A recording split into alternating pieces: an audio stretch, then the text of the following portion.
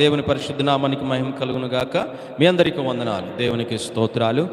పరిశుద్ధ వేద గ్రంథంలో నుంచి కొన్ని మాటలు మనం ధ్యానం చేద్దాం. ఆదికాండము 29వ అధ్యాయమే ఈరోజు మన ధ్యానాంశం.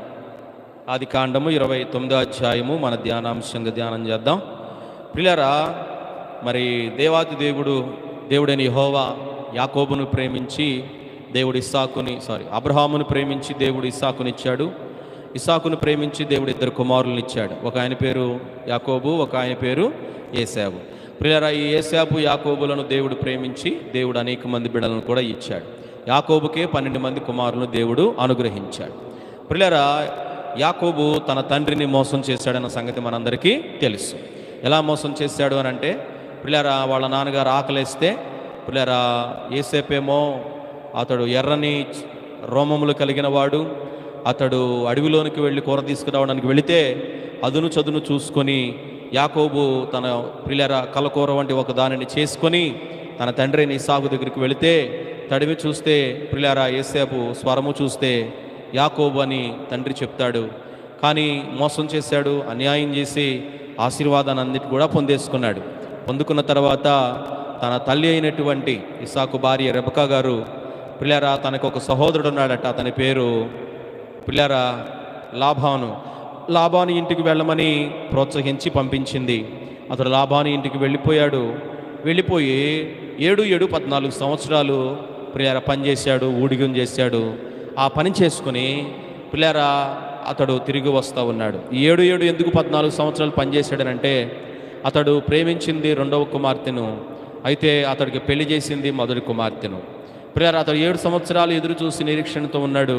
కానీ 1వ కుమార్తెని పెళ్లి చేస్తే 2వ కుమార్తె కోసం మరలా తన మేనమామైన లాభాను 7 సంవత్సరాలు పనిచేయమనంటే ఆమె కొరకు పనిచేసి 14 సంవత్సరాలు ఉండి అక్కడి నుంచి తిరిగి ప్రయాణమై వస్తూ ఉన్నాడు. ప్రియులారా, గమనించండి, యాకోబు తన తండ్రి ఇంటి నుండి తన అన్నయ్యన ఏశావుకు భయపడి పారిపోయి తన బంధువైన లాభాను ఇంటికి చేరుకున్నాడు కదండి. చేరుకొని లాభానుకు 2 కుమార్తెలు ఉన్నారు. ఒక ఆమె పేరు లేయా, ఒక ఆమె పేరు రాహేలు. మరోసారి, ఒక ఆమె పేరు లేయా, ఒక ఆమె పేరు రాహేలు. ప్రియులారా, రాహేలు జీవితాన్ని గురించి ఈరోజు రాత్రి మనం ధ్యానం చేయట్లేదు, కానీ మొదటి పేరు పలుకున్న ఆమె పేరేమిటంటే లేయా. గమనించండి ప్రియులారా, లేయాని గురించి ఈరోజు మనం ధ్యానం చేద్దాం. ఈమె చాలా కష్టాలు పడింది, ఈమె చాలా బాధలు పడింది, ఈమె చాలా వేదన పడింది.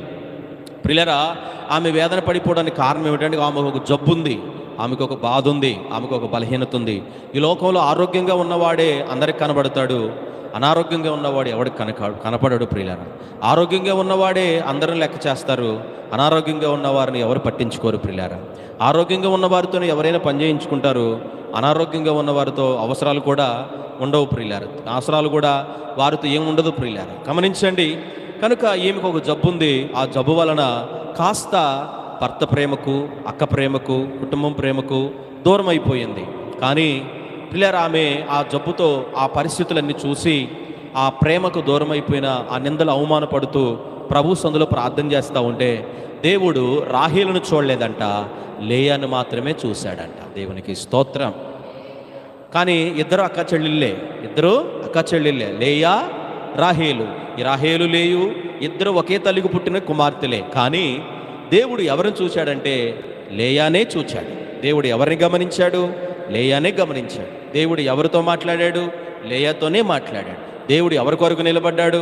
లేయా కొరకే నిలబడ్డాడు. జబ్బు కళ్ళదైనా, జబ్బుతో ఉన్నా, రోగంతో ఉన్నా, ఇబ్బందితో ఉన్నా, అవమానం పడినా, ఆ బాధతో ఉన్నటువంటి లేయాని దేవుడు మర్చిపోలేదు, విడిచిపెట్టలేదు, దూరంగా ఉండలేదు. కానీ ఆమె కొరకే దేవుడు నిలబడే దేవుడు అద్భుత కార్యాలు జరిగించాడు. దేవుడు ఆమెను చూడడానికి గల కారణం ఏమిటంటే, ఈరోజు మన ధ్యానాంశం 29వ అధ్యాయం అనుకున్నాం కదండి. ఆ 29వ అధ్యాయం 17వ వచనం ఒకసారి మనం ధ్యానం చేద్దాం.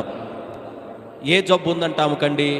జబ్బు కళ్ళకే జబ్బు ఉందంట, నోరికి కాదంట, ఒంటికి కాదంట, కాలుకు కాదంట. అసలు కళ్ళకే జబ్బు ఉంటే ఆ బాధ ఎంత వర్ణనాతీతం. ఎవరినైనా కళ్ళెత్తి చూడగలుగుతారా? ఎవరితో అయినా చక్కగా ఫ్రీగా మాట్లాడగలుగుతారా? ప్రియరా, ప్రపంచాన్ని చూడాలంటే ఏముండాలి? మనకి కళ్ళు ఉండాలి. ఆ కళ్ళకే జబ్బు వస్తే మనమేంటి, మన బ్రతుకులేంటి కదండి. లేయా కూడా ఎంత వేదన పడింది, లేయా కూడా ఎంత బాధపడి ఉంటుంది. లేయా, అయ్యో నేను నా భర్తకి భార్యగా ఉన్నానే, నా భర్తని నా యొక్క చూసినప్పుడు, నా కళ్ళమ్మ చూసినప్పుడు దేవుని బిడ్డల నా కళ్ళు జబ్బుతో ఉన్నాయే. కానీ కదండి, మనిషికి అందాన్ని ఇచ్చేది కళ్ళేనంట. ప్రియులారా, బైబిల్ గ్రంథం సెలవిస్తూ ఉంది, యోబు భక్తుడు అనుకుంటా, ఈ కళ్ళతో నేను పాపం చేస్తానేమోనని ప్రియులారా తన కళ్ళకు నిబంధన చేసుకున్నాడంట. దేవునికి స్తోత్రం. నా కళ్ళతో నేను పాపం చేయకుండానట్లు నా కళ్ళతో నేను నిబంధన చేసుకున్నాను. నిజంగా ప్రియులారా, ఒకరోజు అంటండి, గమనించండి ప్రియులారా, కళ్ళకినే ముక్కుకి గొడవ వచ్చిందంట. ఈ గొడవల్లో ఈ రెండు పోట్లాడుకున్నాయంట. గమనించండి ప్రియులారా, ఈ కళ్ళుతో ముక్కు కళ్ళు రెండు పోట్లాడుకుంటూ, కళ్ళు అంటున్నాయి అంట ముక్కుతో, నేను లేకపోతే నువ్వెంత, నీ బతుకంతా అందంట ముక్కు అందంట, నేను లేకపోతే నీ కళ్ళు ఎట్టా చూస్తావు, ప్రియులారా శ్వాస పీల్చాలంటే ముక్కే కదా, నేను లేకపోతే నీ బ్రతికెంత అందంట. ఒకరోజు కళ్ళుకి కోపం వచ్చి రెండు కళ్ళు మూసుకొని నేను కళ్ళు తెరవని అందంట. నువ్వు కళ్ళు మూసుకుంటే అంటే, కళ్ళు తెరవకపోతే ఎంత, నేను లేకపోతే నువ్వెంత అందంట. ఎవరో ముక్కు. కళ్ళు మూసుకొని ఆ మనిషి నడుచుకుంటూ వెళ్ళిపోతూ కనబడదు కదండి, వెళ్ళిపోయి స్పీడ్గా ఒక గోడ గుద్దుకున్నాడంట, ముక్కు నొప్పి వచ్చిందంట. అప్పుడు కళ్ళుతో ముక్కు మొరపెట్టుకుందంట, ఏమని, నిజమే ముక్క కళ్ళ నువ్వు లేకపోతే మా బ్రతుకులు చాలా కదండి, మా బ్రతుకులు చాలా శూన్యం అని అది బాధపడుతూ కందిపోయి వాసిపోయి ముక్కు బాధపడిందంట. కొన్ని రోజుల తర్వాత మరలా కళ్ళకి ముక్కుకి కళ్ళకి గొడవ వచ్చిందంట. మరలా దేవుని బిడ్డలారా గమనించండి, కళ్ళుతో ముక్కు కళ్ళతో అంటుందంట, నేను లేకపోతే నువ్వెంత, నీ బతుకెంత అని అంటే, అవునా నువ్వు లేకపోతే నేను బతకలేనని కళ్ళు తెరిచి నేను చూస్తున్నాను కదా అని అంటుందంట. వెంటనే ఈ ముక్కు ఏం చేసిందంట, శ్వాస పీల్చడం ఆపేసిందంట. ఈ కళ్ళు తేలగుడ్లేసేసి నన్ను రక్షించని ముక్కుకు మొరపెట్టుకుంటుందంట. నిజమే ప్రియులారా, గమనించండి, మన శరీర భాగాల్లో ఏ అవయవాలు లేకపోయినా మనకి చాలా ఇబ్బందులే కదండి. గమనించండి, ఈమెకి ఎక్కడున్నాయంట జబ్బు, కళ్ళల్లోనే ఉన్నాయంట ప్రియారా. లేయా జబ్బు కళ్ళ కలిగింది అని రాయబడింది కదండి. ఇది పుట్టుకతో వచ్చిన జబ్బు కావచ్చండి, గమని ప్రియారా, లేక మధ్యలోనైనా వచ్చిన జబ్బు కావచ్చు. కాకపోతే ఎప్పుడొచ్చిందో అక్కడ మాత్రం రాయలేదండి, అంతే కదండి. 29వ అధ్యాయంలో ఆ జబ్బు పుట్టుకతో వచ్చిందా మధ్యలో వచ్చిందా అనేది రాయలేదు ప్రియులారా. కొంతమంది పిల్లల జీవితాల్లో చూడండి, గమనించండి, చాలామంది తల్లిదండ్రులు బాధపడతారు. పుట్టినప్పుడు చాలా బాగున్నారండి, కానీ ఒక 5 సంవత్సరాలు వచ్చిన తర్వాత ఏ రోగమో మాయ రోగం వచ్చింది. అప్పటి నుంచి ప్రియులారా ఈ పిల్లోడు నడవలేడండి. అంటే ఇది మధ్యలో వచ్చిన రోగం కదండి. గమనించండి ప్రియులారా, ఇలాగ మనం ధ్యానం చేస్తే ఆమె ప్రియులారా పుట్టుకతో వచ్చిందో మధ్యలో వచ్చిందో మనకైతే క్లారిటీగా లేదు, కానీ ఈమె మాతో దేవుని చేత సృజించబడిందన్న మాత్రం క్లారిటీ మనకుంది. దేవునికి స్తోత్రం. ఎవరి చేత సృష్టించబడింది? అవును కదండి. ఒక బిడ్డ పుట్టాలంటే దేవుని చిత్తం లేకుండా పుట్టగలుగుతారా? ఒక బిడ్డ జన్మించాలంటే దేవుని చిత్తం లేకుండా పుట్టగలుగుతారా? అందుకని కీర్తనకాడు 127 కీర్తన రాయబడిన మాట అండి, కుమారులు యెహోవా అనుగ్రహించు సాక్ష్యం, గర్భఫలం ఆయన ఇచ్చు. అంతే కదండి. ఒక బిడ్డకి, ఒక తల్లికి గర్భఫలం రావటం దేవుని ఉండబెట్టే. ఆ బిడ్డ జన్మించాలన్న దేవుని చిత్తం ఉండాలి. దేవుడే గర్భములో ఉన్న పిండమును సృష్టిస్తాడు. కాబట్టి ఇప్పుడు లేయాను కూడా ఎవరిని సృష్టించారు? దేవుడే సృష్టించాడు కదండి. సృష్టించిన తర్వాత భూమి మీదకి వచ్చిన తర్వాత పుట్టుకతో వచ్చిందో మధ్యలో వచ్చిందో మనకు తెలియదు, కానీ ఆమె కళ్ళకి ఏమొచ్చిందంట, ఏమండి, జబ్బు వచ్చిందంట. ఒక మాట గమనించాలి, ఇక్కడ కూర్చున్న మిమ్మల్ని సృష్టించింది దేవుని హస్తమే. ఈరోజు రాత్రి మనం ధ్యానం చేసి లేయాను కూడా సృష్టించింది దేవుని హస్తమే. దేవుని హస్తం మనం సృష్టించింది. కారణం ఏంటో తెలుసా? ఆదికాండంలో రాయబడి ఉంది, దేవుడు తన హస్తములతో మట్టిని తీసి మట్టిని బొమ్మగా చేసి ఆ బొమ్మలో జీవాయువును ఓదగా ఆ బొమ్మ మనుష్యుడు నరుడు ఆయను. నరునికి యెహోవా పెట్టింది దేవుని ఆత్మ. దేవునికి స్తోత్రం, హల్లెలూయా. ఇప్పుడు లేయాకేమో ఏమొచ్చింది? జబ్బు కళ్ళదే. కానీ మోషేకు కూడా ఒక వ్యాధి ఉంది. ఏమిటా వ్యాధి? నోటెమాంద్యము కలిగిన వ్యాధి. అదొక బాధ, అదొక భయంకరమైన బాధ. గమనించండి ప్రియులారా, అందుకని ఒక మాట రాయబడి ఉంది. మోషే అంటాడు, అయ్యా నేను నోటెమాంద్యం కలిగిన వాడిని, నేను అనార్గళంగా మాట్లాడలేను, నేను నత్తివాడినయ్యానంటే. గమనించండి ప్రియులారా, నిర్గమకాండ 4వ అధ్యాయం 11వ వచనం ఒక్కసారి మనం చదవాలి. దేవుడైన యెహోవా మోషేతో ఏమన్నాడు తెలుసా? నిర్గమకాండం 4వ అధ్యాయం 11వ వచనములో, మోగవాణి కానీ చెవిటివాణి కానీ దృష్టి గలవాణి కానీ గుడ్డివాణి కానీ పుట్టించిన వాడు ఎవడు? అక్కడ రాయబడిన మాట ఏంటంటే, పిల్లారా యెహోవానే కదా పుట్టించింది. ఒకసారి ఆలోచన చేయండి అమ్మా, ఆలోచన చేయండి మిత్రులారా. మగవాణ్ణే కానీ చూడాలి, చెవిటివాణ్ణే కానీ, తర్వాత దృష్టి గలవాణి కానీ గుడ్డివాణినే కానీ పుట్టించిన వాడెవరో? ఈ మాట ఎవరు మాట్లాడుతున్నారు? దేవుడే. ఎవరితో? మోషేతో ఎందుకు మాట్లాడుతున్నాడంటే మోషే అంటున్నాడు, అయ్యా ఇదిగో నా ప్రజలు రక్షించు, ఇశ్రాయేలును కాపాడు, అరణ్యములను ఐగుప్తు దేశం నుంచి విడిపించు, ఫరో పెడుతున్న శ్రమల నుంచి వారిని కాపాడు, వారి మొరలు నాకు వినబడ్డా. ఈరోజు రాత్రి దేవుని వాక్యం వింటున్న మన జీవితాల్లో ఇది ఎన్నో రోజు మనకు ప్రియుల ఎన్నో రోజు అండి. ఈరోజు 5వ రోజు ఉపవాస ప్రార్థనలో మనము భూలోకము నుండి మొరపెడుతున్న మొరలన్నీ ఎవరు వింటున్నారంట? యెహోవా ఆకాశము నుండి నరులను వారి మొరలను దేవుడు వింటున్నాడంట. విననేరకుండానట్లు ఆయన చెవులు మందంక, రక్షించుకున్నట్లు ఆయన హస్తములు కురచకాలే. ఇలానగా నిజముగా మొరపెట్టు వారికి యెహోవా సమీపంగా ఉంటాడు. నాకు మొరపెట్టుమో నేను నీకు అని దేవుడని యెహోవా వారి ప్రార్థనలు వారి మొరలన్నీ ఆలకించి మోషేని పంపించి బయటికి అర్పించడానికి మోషేతో మాట్లాడితే మోషే సాకులు చెప్తున్నాడు. ప్రియులారు, ఏమిటా సాకు? నేను నోటితో సరిగ్గా మాట్లాడలేను ప్రభువా. ప్రభు అంటాడు, నీ నోటికి అసలు మాటలు నేను ఇస్తానంటే, లేదు ప్రభువా, నాకు మత్తుంది, నాకు ఒక బాధ ఉంది, ఆ బాధ వలన ఒక మాట గమనించాలి. దేవుడు ఎవరితో మాట్లాడమంటున్నాడు? మోషే వెళ్ళి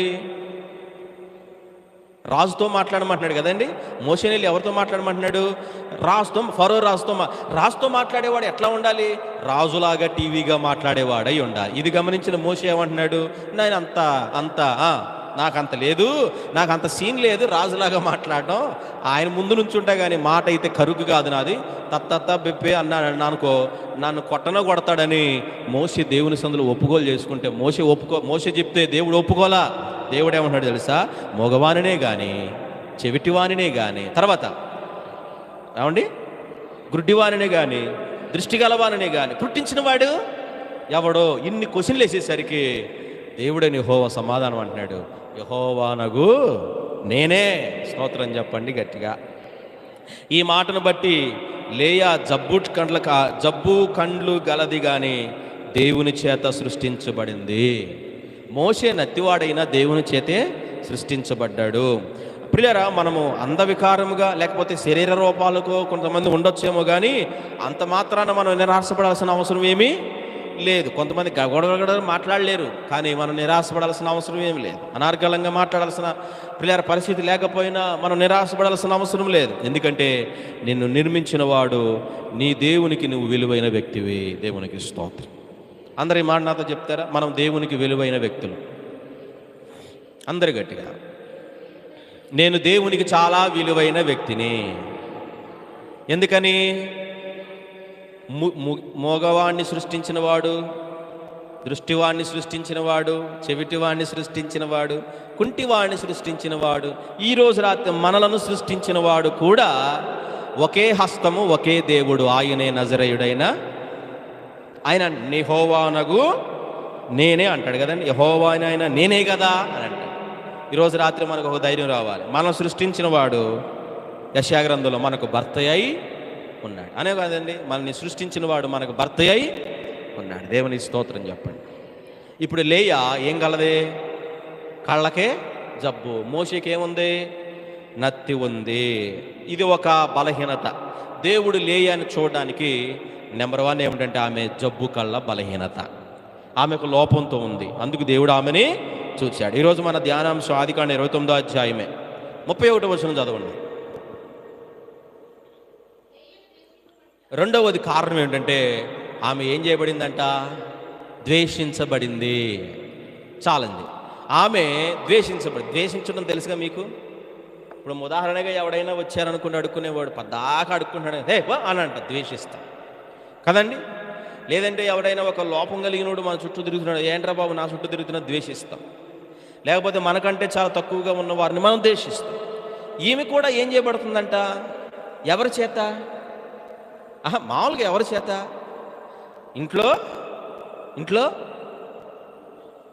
ఇంట్లో మనుషులు, కుటుంబస్తుల చేత. ఈ భర్త భార్య దగ్గరికి వచ్చేసి ఆమె జబ్బు కళ్ళదయ్యేసరికి, ఓ జబ్బు కళ్ళదన్న, నిన్ను నాకు కట్టబెట్టే, నేను తెలియక నిన్ను పెళ్లి, ఇట్లాంటి మాటలన్నీ అన్నాడేమో అనుకుంటున్నా నేను. అంతే కదా, ద్వేషించడం అంతే కదా. ప్రియులారా, మీ అక్క చూడు రాహేలు ఎలా ఉంది, నువ్వు చూడు ఎలా ఉన్నావు అనేసరికి ఏమవుతుంది? ఒక బాధ, ఒక వేదన కలిగేసరికి ఆమె ఆ బాధ అంతా కూడా దిగమింగుకుంది. ప్రభు ఆమెను ద్వేషించబడటం ఆమెను చూచాడు. దేవునికి స్తోత్రం. ఆమె జబ్బు లేకపోతే అందంగా లేకపోవటం ఇవన్నీ ద్వేషించబడటం కారణమై ఉండొచ్చు. పెద్ద అందంగా ఉండకపోవచ్చు ద్వేషించబడడానికి, కానీ దేవుని చేత మాత్రం ఈమె ప్రేమించబడుతుంది. ఇది గుర్తుపెట్టుకోవాలి. ఆమె మనుషుల చేత ద్వేషించబడింది, కానీ దేవుని చేత ప్రేమించబడింది. ఈ రాత్రి మనం కూడా చెప్పాలి, మనుషుల చేత ద్వేషించబడితే మనం దేవుని చేత ప్రేమించబడదు. ఇంట్లో భర్త ఏమో ద్వేషిస్తున్నాడు, రాహేలేమో ద్వేషిస్తూ ఉంది.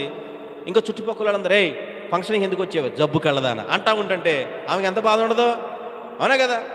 ఆమెను అందరూ ద్వేషించిన దేవుడు, అమ్మా నీకేం పర్వాలేదు, ఇదిగో నేను ప్రేమిస్తున్నా. 91 అనుకుంటా రాయబడిన మాట, 91 కీర్తన. అతడు నన్ను ప్రేమించుచున్నాడు గనక నేను అతడు పిల్లారు, అతడు నా నామం ఎరిగిన వాడు గనక. ఇప్పుడు ఎవరు ప్రేమిస్తున్నారు లేయాని? అసలే డైరెక్ట్గా దేవుని దగ్గర నుంచే లవ్ అండ్ కంపాషన్ వస్తుంది. అంటే దేవుని ప్రేమ, దేవుని కంపాషన్ అంటే అమ్మా దేవుని బిడలారా, కంపాషన్, దేవుని ప్రేమ, దేవుని ఏదో ఉంటుంది మొత్తానికి, అదే నాకు అర్థం రావట్లేదు కానీ చాలా బాగుంటుంది ఆ పదాలు. దేవుని ప్రేమ డైరెక్ట్గా దేవుని దగ్గర నుంచి వస్తూ ఉంటే నిజంగా ఎంత గొప్పదని అనుకోవచ్చు అంటారండి. దేవునికి స్తోత్రం. అందుకనే దావీదేమో గొర్రెలు మేపుతూ ఉంటే సమూయేలు ఇంటికి వచ్చి తన తండ్రి అయిన యెషయాని పిలిచి, అబ్బాయ్ ఇశ్రాయేలు 12 గోత్రాలకు నాయకుడు కావాలంట, నీ పిల్లల విలువనానా, నీ పిల్లల్లో ఎవరండి దేవుడు ఎన్నుకుంటాడేమోనంటే ఒకడు వచ్చాడు కాదన్నాడు పాస్టర్ గారు, రెండోవాడు వచ్చాడు కాదన్నాడు పాస్టర్ గారు, 3 కాదు, 4 కాదు, 5 కాదు, 6 కాదు, ఇక ఆఖరుడు వచ్చాడు. ఎవరండి? దావీదు వచ్చారు. అప్పుడు ఇతన్ని చూచి అంటున్నాడు, నేను కోరుకున్నవాడు. అప్పుడు అంటారు ఒక మాట, మనుషులు పై రూపాన్ని చూస్తారు కానీ దేవుడు. ఇప్పుడు మనుషులు లేయాని ఏ రూపాన్ని చూస్తున్నారు? జబ్బునే చూసి ద్వేషిస్తున్నారు, ఆమెకున్న రోగాన్ని చూసి ద్వేషిస్తున్నారు. కానీ దేవుడు ఆమె హృదయాంతరంగాన్ని చూసి ప్రేమించాడు. అందుకే ఇర్మీయా గ్రంథం 17 అధ్యాయం రాయి, హృదయమే దేవునికి ఇష్టమైన కదండి. హృదయం అన్నిటికంటే మోస్కరం, కానీ ఈ హృదయమే దేవునికి కావాలి. పౌలు గారు కొరింథీ సంఘానికి, హృదయమే దేవునికి ఆలయమయం, మీరు దేవుని ఆలయం ఉన్నారు మీరు ఎరగరా అన్నట్టు కదండి. దేవుని బిడ్డలారా, ఇప్పుడు దేవుడు ద్వేషిస్తున్నటువంటి లేయాను చూచి, ఆమెను శ్రమను చూచి, ఆమె ద్వేషించబడుతుందన్న సంగతి దేవుడు విన్నాడు. ఆమె సంగతి దేవుడు విన్నాడు. ఆమె ద్వేషించబడటం ఆమెను దేవుడు చూశాడు.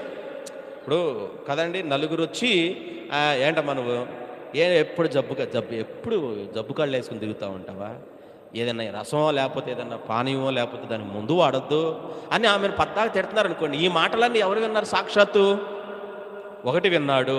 రెండవది లేయా అని అసలు ఆమె ఎన్ని మాటలు తిట్టించుకొని ఇంట్లోకి వెళ్ళి ఏంటి నాయన, ఏంటి బాధ, ఏంటి శ్రమ అని బాధపడతా ఉంటే ఆ బాధను కూడా దేవుడు చూశాడు, దేవుడు విన్నాడు అనండి. ఈరోజు 5వ రోజు. ఇన్ని రోజులు మనం ఎందుకు కష్టపడి ప్రార్థన చేస్తున్నాం? ఈ ప్రయాస అంతా దేవుడు చూస్తున్నాడా లేదా? ఇన్ని రోజులు మనం చేస్తున్న ప్రార్థన దేవుడు వింటున్నాడా లేదా? కనుక లేయా ప్రార్థన విన్న దేవుడి రాత్రి మన ప్రార్థన కూడా ఆలకించి సమాధానం దయచేయునుగాక. హల్లెలూయా, హల్లెలూయా.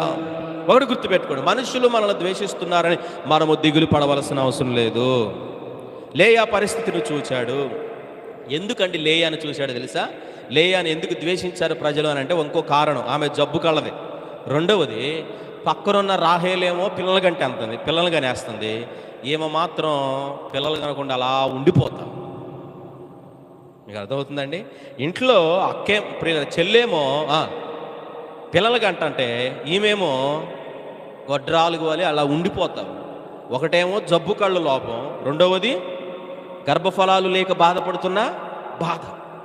ఈ బాధను కూడా దేవుడు చూచి వెంటనే లేయాకి గర్భాన్ని తెరిచాడు. దేవునికి స్తోత్రం, హల్లెలూయా. ఆమె ద్వారా ఎవరు పుట్టారో చెప్పమంటారా? బైబిల్లో మీరు చూడండి, రూబేను, షిమ్యోను, లేవి, యోదా అనే 4 బిడ్డలు పుట్టారు. దేవునికి స్తోత్రం. మరోసారి చెప్తున్నాను, ఈ 4 మామూలు కాదండోయ్. దేవుడు ద్వేషించబడిన వారిని ఎలా గణపరచాలో దేవుడు తెలుసాడు. యోదా అనగా స్తుతి.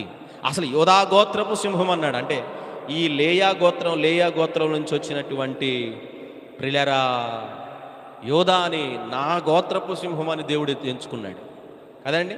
యోదా గోత్రములో నుండి దావీదు వచ్చాడు, దావీదు వంశములో నుండి యేసయ్య వచ్చాడు. దానికి మూల పునాది ఎవరు? లేయా. ఇంకొక మాట రాయబడి అక్కడ ఎవరు పుట్టారంట? రూబేను, షిమ్యోను, లేవి అని రాయి. లేవి, లేవి అంటే యాజకత్వం కదండి. లేవి అనగా ఈసారి నా పెనిమిటి నన్ను హత్తుకొనేను అని రాయబడింది. లేవి, లేవి అనగా యెహోవాను హత్తుకొనేను. ఒక ఆయనేమో గోత్రపు సింహం, ఇంకో ఆయనేమో హత్తుకోవటం. ఇలా ధ్యానం చేసుకుంటూ వెళ్ళిపోతే చాలా ఉన్నాయి. కాకపోతే రాత్రి సమయం అనుకూలంగా లేదు. యూదా గోత్రముల నుండి దావీదు వచ్చాడు, దావీదు ద్వారా కీర్తనలు రాయబడ్డారు. యూదా గోత్రముల నుండి సొలొమోను వచ్చాడు, సొలొమోను ద్వారా ఏం రాయబడ్డాయి? సామెతలు, ప్రసంగి, పరమగీతాలు రాయబడ్డాయి. యూదా గోత్రముల నుండి యేసుక్రీస్తు వారు వచ్చారు, ఆయన ద్వారా మనకేమొచ్చిందంటే రక్షణ. స్తోత్రం చెప్పండి. క్రొత్త నిబంధన అంతా క్రీస్తుని గురించే రాయబడింది. ద్వేషించబడిన స్త్రీని దేవుడు ఎంతగా హెచ్చించాడో అర్థం చేసుకుని, ఎవరైనా గబాలను మనం ద్వేషించినా మనం తొందరపడి బాధపడాల్సిన అవసరం లే. భవిష్యత్ కాలంలో ఆ ద్వేషించబడట ద్వారా హెచ్చించబడటం అనేది జ్ఞాపకం చేసుకో. ఆమేన్. ఇక మూడవదిగా ఎందుకు దేవుడు లేయాని చూశాడనంటే 29వ అధ్యాయం 35వ వచనం. ఏమండి? గర్భవతి కుమారుని కని యెహోవాకు స్తుతిస్తాననుకొని ఏమని పేరు పెట్టిందంట? స్తోత్రం చెప్పండి అమ్మా. అంగవైకల్యంతో అందరి చేత ద్వేషించబడుతున్న స్థితిలో ఉంటే ఈరోజే మనం ధైర్యం తెచ్చుకోవాలి. ఏంటో తెలుసా? దేవుడు నిన్ను చూస్తున్నాడు, ఆయన నీకు తోడుగా ఉన్నాడు. నీ పరిస్థితిని బట్టి దిగులు చెందక లేయా వలె స్తుతించడం నేర్చుకోవాలి. స్తుతిస్తూ ఉందంట ఎవరో? లేయా.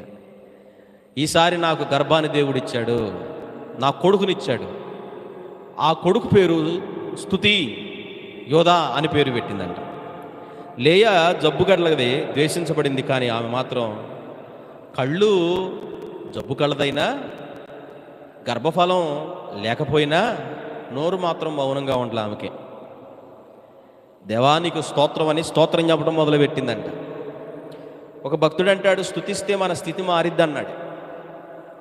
ఇప్పుడు లేయా స్థితి మారడానికి కారణం ఏంటంటారు? అది గట్టిగా మనం ఏ పరిస్థితుల్లోనైనా ప్రభుని స్తుతించబద్దులమై ఉన్నాం, అవునా కదండి? అసలు తింటాక ఉన్నా స్తుతించాలి, తింటాక లేకపోయినా స్తుతించాలి. నడవడానికి శక్తి ఉన్నా స్తుతించాలి, నడవడానికి శక్తి లేకపోయినా. అది అపోస్తుల కార్యం 3వ అధ్యాయం పగల 3 గంటల సమయంలో పేతురు యోహానులు దేవాలయంలోకి వెళ్తున్నారు.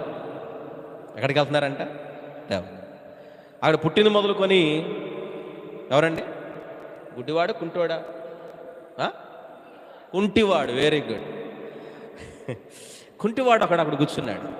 నేను అనుకుంటానండి, ఆ కుంటాడు అక్కడ కూర్చొని గుళ్ళో రాలేకపోయినా బయట కూర్చొని స్తోత్రం స్తోత్రం స్తోత్రం అని చెప్తే ఆ స్థితి మారిపోయేదేమో. కానీ ఆ గుమ్మం దగ్గర కూర్చొని అడుక్కోవటం మొదలుపెట్టాడు. అంటే ఏం చేతకాల స్తుతించడం? అందుకని పరిస్థితులు అలాగే ఉండిపోయాయి కదండి. కానీ పేతురు యోహానులు వచ్చేసరికి ఏమన్నాడంటే, వీళ్ళ దగ్గర వెండి బంగారాలు ఏమైనా నాకు దొరుకునేమోనని ఆశపడ్డాడు. ఆశపడటంలో తప్పులేదు, కానీ అత్యాశపడకూడదు కదండి.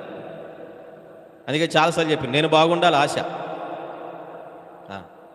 నేనే బాగుండాలి అత్యాశ, నా కడుపు నిండాలి ఆశ, మంచిదే. ఎదుటోడు కడుపు కారిపోవాలి అత్యాశ కదండి. ఇప్పుడు వీడు ఆశపడ్డాడు ఏమని? అసలు వెండి బంగారాల కోసం ఆశపడ్డాడు. ఎవడైనా పర్మనెంట్ సొల్యూషన్ జరుపుకోవాలి. వచ్చేది ఎవరో? దేవుని శిష్యులు, వారు పేతురు, యోహాను. పేతురు తక్కువ అనుకున్నారా? పేతురు మీద నా సంఘమును కట్టుదును, పాతాళ ద్వారములు నేను అనడలేదా? పేతురు మీద నా సంఘం కడతానన్నాడు. అసలు ఇదే పేతురు వాడేసుకుని వెళ్తే ఏం చేసాడు? అద్భుతం. ఏమండి? అసలు ఆ నావ నిండా ఇచ్చాడా లేదా? పేతురేగా కాదా? మరి ఆయనకేంటే చూస్తున్నారట నేనే తప్పు చెప్పినట్లు. పేతురు నావ వేసుకుని వెళ్తే రాత్రి అంతా శ్రమపడ్డాను, చేపలు పడలేదు అంటాడు. ఏమంటాడు అక్కడ? యేసు ఆ దోణులకి ఎక్కి నువ్వు వల విసురమని చెప్తే పట్టజాలనంతగా దేవుడు ఇచ్చాడా లేదా? అదే పేతురు సామాన్యం అనుకోమాకండి, తొందరపడేవాడు లేకపోతే దుడుకు కోపం వచ్చేస్తుంది అనుకోబాకండి. కానీ అదే పేతురు మీద నా సంఘమును కడతానన్నాడు. ఎవరి మీదో కడతాననలే దేవుడు, అసలు ఆయన్నే వాడుకున్నాడు దేవుడు. దేవునికి స్తోత్రం. ఆయనే దేవుడు నిలబెట్టుకున్నాడు, ఆయనే దేవుడు హెచ్చించాడు, ఆయన మీద సంఘాన్ని కడతానన్నాడు. పేతురు యోహానులకు దేవుడు అంత అభిషేకం ఇచ్చాడు చెప్పమంటారా? పేతురు నడుచుకుంటూ వెళ్తే నీడబడి 3000 మంది అంత గొప్పోడు పేతురు గారు. తక్కువ అంచనా వేయొద్దండో. కొన్నిసార్లు మనం ఎదుటోళ్ళు తక్కువ అంచనా వేసామనుకోండి, మనకు మనమే తక్కువ అంచనా వేసి మనమే నరకానికి వెళ్ళిపోవచ్చు. కానీ పేతురుని తక్కువ అంచనా వేశారు మిగతా శిష్యులందరూ కూడా. ఈడు దురుకోడు, కోపం ఎక్కువ, ఆత్రతం ఎక్కువ, ఆవేశం ఎక్కువ, మామూలుడు కాదు, మలుకు యొక్క చెవిని తెగ నరికాడు, తొందరపాటు మనోడికి మాట తొందరగా వచ్చేద్ది అని ఓకే హేళన చేసి ఉండొచ్చు పేతురు. కానీ ఇదే పేతురు ఒక దినాన్న యేసు ఎవరో నాకు అన్నాడా లేదా? సిలువలోకి వెళ్ళేటప్పుడు, పేతురు నీవు నన్ను ఎరగమని ముమ్మారు బొంకెను. అవును ప్రభు, అంత మాట అనేస్తానా? నువ్వంటే నాకు గుండెలు చించుకుంటే నువ్వే కనపడతావు, ఎవరో ఆయన చించుకుంటే లోపల ఎవరో కనపడ్డారంట. యేసు రక్తం చేయం. పురాణాల్లో ఏదో స్టోరీ ఉంటుంది. నేనేమనుకుంటున్నావు, నువ్వంటే అంతగా ప్రేమిస్తావు. అందుకని ఒక పాట కూడా భక్తుడు ఒక ఆయన రాస్తాడు. ఏమిటా పాట అంటే, అందరికన్నా మిన్నగా నన్నందరికన్నా మిన్నగా ప్రేమించుచున్నావా, నన్ను ప్రేమించుచున్నావా. అవును ప్రభో ప్రేమించుచున్నాను, నిన్ను ప్రేమించుచున్నాను. అవును ప్రభో ప్రేమించుచున్నాను, నిన్ను ప్రేమించుచున్నాను. హల్లెలూయా. నన్ను ప్రేమిస్తున్నావా? బల్లెటుడు, నన్ను అందరికంటే నిన్నే ఎక్కువగా. కానీ యేసు ప్రభు సిలువ వచ్చేసరికి అంటున్నాడు, నీవెవరో నాకు, ఆయన ఎవరో నాకు. ఎన్నిసార్లు బొంకాడు? 3 సార్లు. కానీ అదే పేతురుని దేవుడు వాడుకొని అభిషేకించి, మీరు నమ్ముతారో నమ్మరో, అతను నడుచుకుంటూ వెళ్ళిపోతా ఉంటే నీడబడి 3,000 మంది రక్షణలోకి వచ్చారు, బాప్టిసం తీసుకున్నారంటండి. నీడబడి అంతమంది బ్రతికారు. అటువంటి పేతురు యోహాన్లు వస్తూ ఉంటే కూర్చున్నవాడు అంటున్నాడు, మీ దగ్గర వెండి బంగారాలు ఏమైనా ఉంటే నాకు ఇవ్వండి, నేను కుంటోండి, నా బలహీనత ఇది అంటున్నాడు. కానీ అయ్యగారు మా కోసం ప్రార్థన చేయండి, మీరు మామూలు కాదంట, మీ నీడబడి స్వస్థత పడుతున్నారంట, మీ మా మీద చేతులు ప్రార్థన చేయమని అడుగుతున్నాడా? ఏమండి, అడుగుడు మీకు పెద్దలోకి మా అడగంది అమ్మాయి నాన్నం పెట్టదు కదా, ఈ నోరు తెరిచి అడగాలిగా. పేతురు గారు మీరు మామూలు కదా, యేసు ప్రభు శిష్యుడు కదా, నీ హస్తం నా మీద వేసి ప్రార్థన చేయవయ్యా, నా కాళ్ళు స్వస్థపరచబడతాయి, దేవుడిలో ఉన్న అభిషేకం నీలోకి వచ్చిందంట, దేవుడు నీ మీద సంఘం కడతాడన్నాడంట, దేవుడు నిన్ను ఆశీర్వదించాడంట, దేవుడు నీ నావలోకి వచ్చాడంట, దేవుడు నీకు చేపలు ఇచ్చాడంట, నీ అద్భుతమైన దేవుని ప్రసన్నత నీ మీద ఉందంట, నా కొరకు ప్రార్థన చేయమని బ్రతిమలాడుకుంటే దేవుడు స్వస్థపరిచేవాడేమో. పైన ఏమడుగుతున్నాడు? మాకు వెండి బంగారాలు ఏమైనా. మనుషులు ధనం మీద ఆశపడ్డాడు. కానీ పేతురు యోహాన్లు, మా దగ్గర వెండి బంగారాలు ఏమీ, మేము కలిగింది ఒకటే కలిగి ఉన్నాం, అదే నజరేయుడగు యేసు. దిగ్గున లేచి వెంటనే వాడు ఎముకలు సత్తువలోకి వచ్చినాయి అంట. స్తోత్ర. వాడు స్తుతించుకుంటూ దేవాలయంలోకి వెళ్ళి స్తోత్రం చెప్పాడంట కదండి. ఈమె కూడా ఏం చెప్తుందంటే, ఈసారి నా కొడుకు పుడుతున్నాడు యోదా అనగా స్తుతి స్తోత్రం అంటుందంట. జబ్బు కళ్ళదే. ఎవరో జబ్బు కళ్ళదే యోదా అనండి, స్తోత్రం అంటుందంట. దేవుడు స్తుతించే తనాన్ని చూసి, పిల్లరా బైబిల్ గ్రంథంలో రాయబడిన మాట ఏంటో తెలుసా? ఆమెకు 4 కుమారులలో అద్భుతమైన కుమారుడు యోదాకు దేవుడు బలంగా వాడుకున్నాడు. 1, దేవుడు ఆమెను చూడడానికి 1 జబ్బు కళ్ళదే. చెప్పండి. 1, 2 ద్వేషించబడింది, 3 స్తుతించింది. అప్పుడు ఆమె స్థితి. ఈరోజు రాత్రి మనం కూడా, మనలో ఎన్నో లోపాలు ఉండొచ్చు, మనలో ఎన్నో పాపాలు ఉండొచ్చు, మనలో ఎన్నో దోషాలు ఉండొచ్చు, తెలుసో తెలియకో ఎన్నో పొరపాట్లు జరిగి ఉండొచ్చు. కానీ సమాజం ఈ పొరపాట్లను ఎత్తు చూపించి మనల్ని ద్వేషిస్తూ ఉంటే ఒకే ఒక మాట, ఆయన మనల్ని ప్రేమిస్తున్నాడు. ఎందుకు? ఆయన హస్తము చేత మనము నిర్మించబడ్డాము కనుక మనము దేవునికి చాలా విలువైన వ్యక్తులము. అందరం మనం దేవునికి చాలా, అందుకు దేవుడు మనల్ని హెచ్చిస్తాడు, ఆయన మనల్ని ప్రేమిస్తాడు.